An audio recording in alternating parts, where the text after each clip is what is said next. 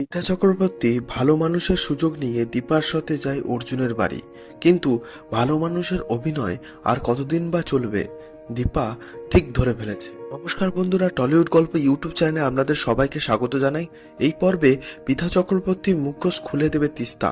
এই পর্বে পিতা চক্রবর্তী কতটা দায়িত্ব জ্ঞানহীন মহিলা, নিজের আখের গোছানোর জন্য সে নিজের ছেলেকে জুয়াতে লাগিয়ে দিতে পারে। তখন অর্জুনের শরীর জ্বরে পুড়ে যাচ্ছিল, তখন পিতা চক্রবর্তী আর্জেন্ট কলের বাহানা করে চলে যায় জুয়ার আসরে।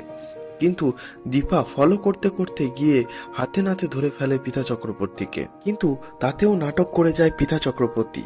বলতে থাকে যারা জুয়া খেলতে এসেছিল তারা অনেক বড় ঘরের মহিলা, ওদের সঙ্গে উঠা বসা না করলে আমার নাকি রোজগার কম হয়ে যাবে। ওদিকে পিতা চক্রবর্তী মুখোশ খোলার জন্য তিস্তা যায় হসপিটালে ভিক্টরের সাথে দেখা করার জন্য।